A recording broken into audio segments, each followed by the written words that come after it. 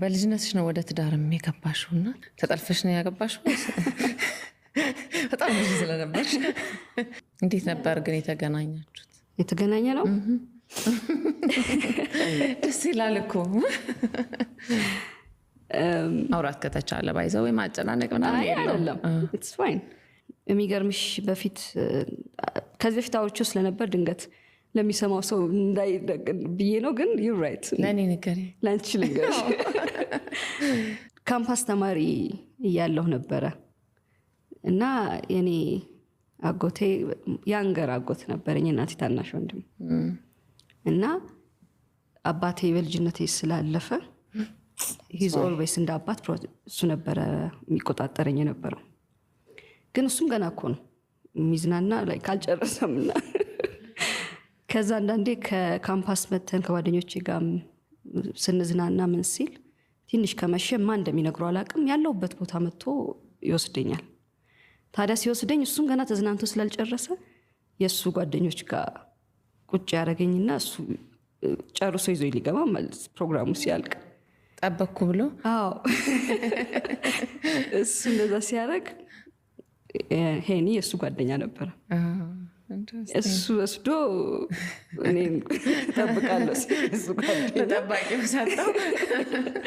ከእሱ ጋር መቀራረብ ጀመርን። ያው ስቲል እንደ እንትንነቱ እንደ አባት ስለነበረ ሲያሳድገኝ የቆየው ጓለ ይሄንንም ሲሰማ እንዲያው ማመናቃ ጭራሽ አጠገቤ እና ግን ትሩ ታይም ሪል እንደሆነና ነገሮች እንትን እንደነበሩ ሲረዳ ግን ቀጣይ ከዛ ወደ ትዳር ወደ ትዳር ልጆች መጡ። ወይዘሮ ሳምራዊት ጋር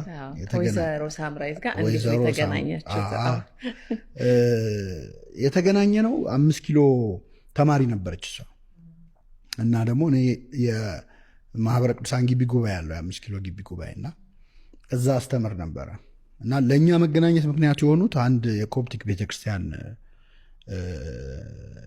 ሰባኪ አሉ፣ ፋዘር አንቶኒ መሲህ የሚባሉ አሜሪካን ሀገር ያሉ እና እሳቸው ትምህርት በጣም ቫይራል ነበር የዛን ጊዜ እና ትምህርቱን አስመልክቶ ጥያቄዎች ከተማሪዎች ይነሱ ነበር እና በተለይ እሷ የእሳቸውን ትምህርት በመስማት እሳቸው እንዲህ ብለዋል እያለች ትከራከር ነበር፣ ጥያቄ ታነሳ ነበር። ከዛ ያ አጋጣሚ ሆኖ ለዛ መልስ በመስጠት ነው የተዋወቅ ነው። ቻሌንጅ አርጋን እንደዛ ነገር በእርግጥ የተማሪ ጥያቄ ሁሌም ቻሌንጂንግ ነው። ግን ያው ፋዘር አንቶኒ መሲህ ምክንያት ናቸው። በነገራችን ላይ ጽፌላቸው ነበረ በወቅቱ፣ በተለይ ሰርጉ ከመቅረቡ በፊት ጽፌላቸው ሁሉ ነበር። ያው በሌላ ምክንያት እንትን አላለም፣ ግን እሳቸው ናቸው ምክንያት የሆኑት። በዚህ መልኩ ነው የተገናኘው፣ በትምህርት በአገልግሎት የተዋወቅ ነው። ትንሽ እሱ ራሱ ፊልም ይመስል ነገር አለው። እንግዲህ ሼፉ ፊልም ላይ ነው ያየ እና ፊልም ላይ አይቶ ብዙ ጊዜ ሰው ሊወድ አይችልም እንደኔ እምነት። ለምን ፊልሙን ብቻ ነው ያየው፣ ስሳሌ አይደለም። ፊልሙ ሲመረቅ ምርቃቱ ላይ ተጋብዞ ፊልሙን አየ። እንደሰማሁት ከሆነ ጓደኞቹ እንደነገሩኝ አብረውት የነበሩት እቺ ልጅ ነው ማጋባት አለ አሉ። በጣም እድለኛ ነው እንደዚህ ብለው ከተሳካለት ትዳር የሚሰጠው እግዚአብሔር ነው። እግዚአብሔር ይመስገን። ግን ነገሮችን መገጣጠማቸው ያስቀኛል፣ ይገርመኛል። ለራሴ የሆነ ፊል ያደረገው ነገር እኮ አለ ማለት ነው፣ የገባው ነገር አለ።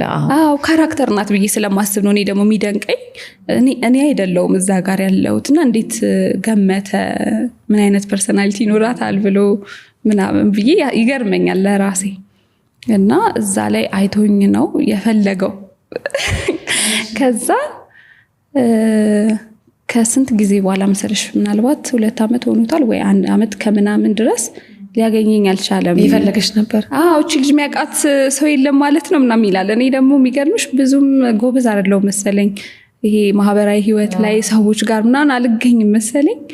ሊያገኘኝ አልቻለምና ከዛ የሆነ ጊዜ ቴዲኤምሲ እንደነገርኩሽ ያ ማሂ ፕሮሞሽን አብሮኝ ይሰራ የነበረ በቃ ወንድሜ በዩ እሱ እቺ ልጅ የሚያቃጣፋ ምናምን ሲልክ እንዳጋጣሚ አብሮት ነበርና ማንን ነው ምናምን ብሎ ያየኛል ፎቶዬን ማለት ነው። እንዴ ቃል የኔ ምናምን ነገር አለው። የኔ ማለት ምናምን ተባባል።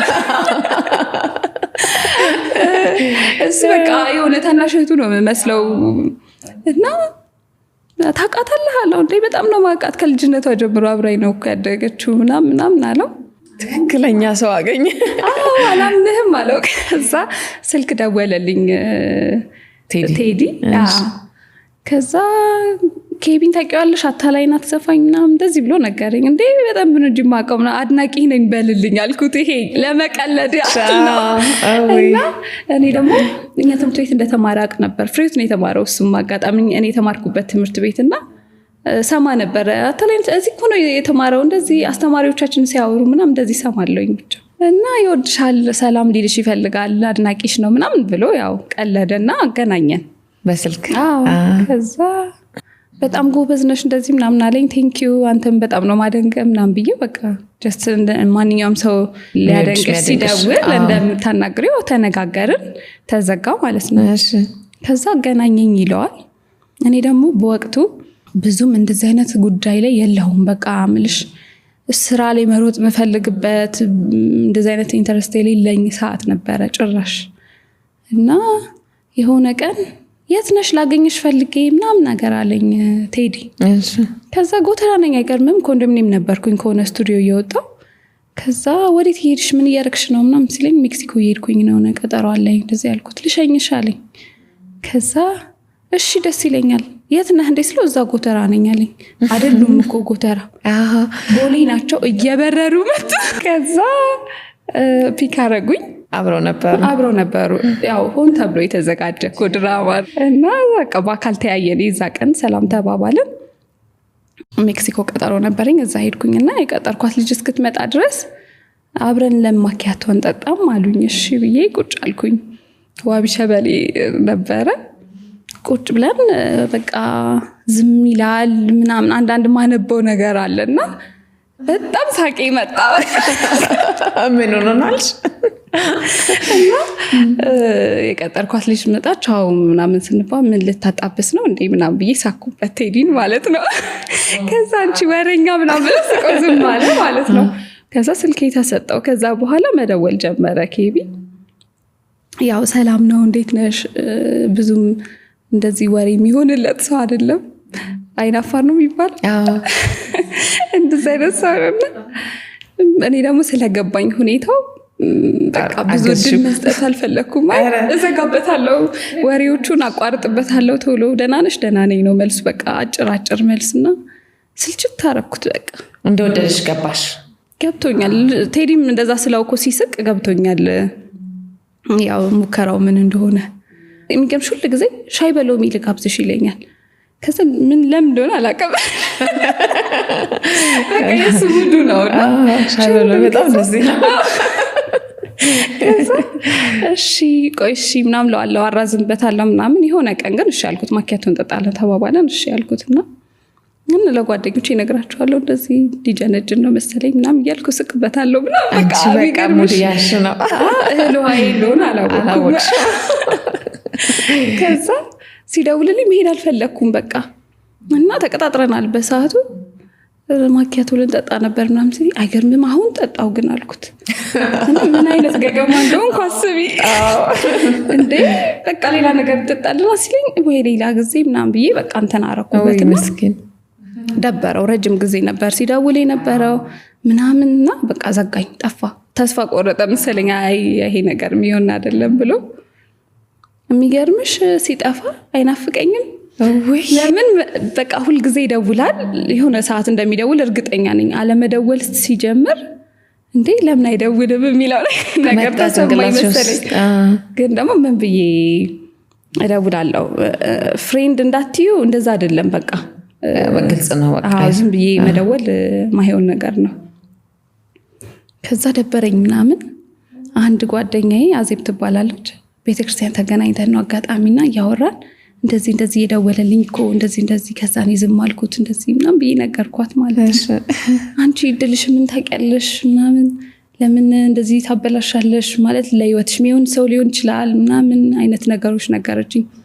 መጀመሪያም ተሰምቶኛል፣ ግን የሚያግዘኝ ሰው ፈልጌ ነበረ ሚረዳሽ ነበር። ከዛ ደውይለት አለችኝ። አልደውልም አልኩኝ። በቃ እፍረት ያዘኝ ምናምን። ከዛ ተሳስቼ ነው ብለሽ ደውይ፣ ወይ ይሄ ምን የታወቀ ነው እንዳልሆነ አልደውልም አልኩኝ። ከዛ ቃል ገባልሻለሁ ከደወለ ግን በስነ ስርዓት አናግረዋለሁ አልኳት። ያው ለሷ ብዬ ሙሉ ነው ራስሽን ያታለች። ከዛ አጋጣሚ እሱም ከቴዲ ጋር ይገናኛል። የዛ ቀን የሚገርምሽ ገጠመኙ ይገርመኛልና እንዴት ነው የተደዋወላችሁ ነው ምናምን ይለዋል። ኧረ ማተው ልጅ ናት በፍጹም በቃ ተበሳጭታለና ምናምን ብሏል።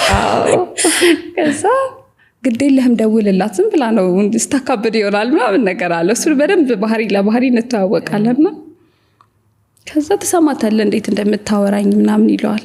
አሁን ደውልና ከዚህ በኋላ ካስቸገረች ትተዋታለህ አለው ማለት ነው። እንዳጋጣሚ ሲደውል በቃ ደነገጥኩ ብለሽ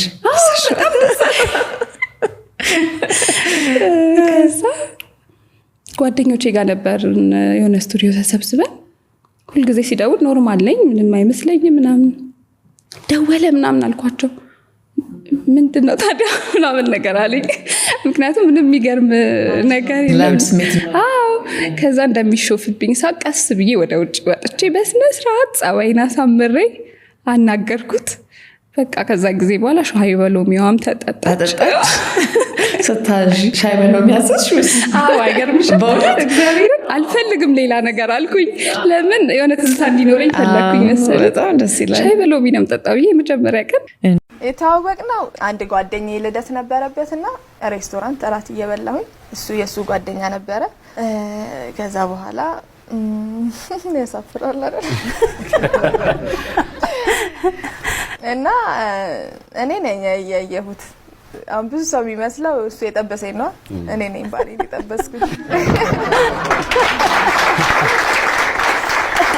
እኔ ፈልጌው ማላደርገው ነገር የለም። አትሊስት ሞክሬ እንዳልሆነ ካወኩኝ ኦኬ፣ ግን ሞክራለሁ አትሊስት።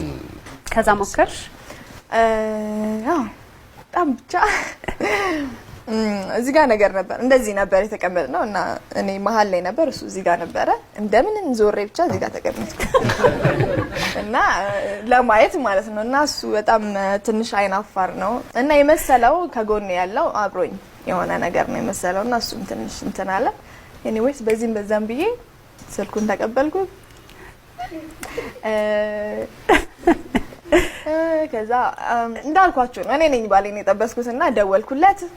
የት ነህ ምናምን ብዬ አገኘሽው? ጠንካራነት ነው በነገራችን ላይ የፈለጉትን ማሳካት ማድረግ በጣም ትልቅ ነገር ነው።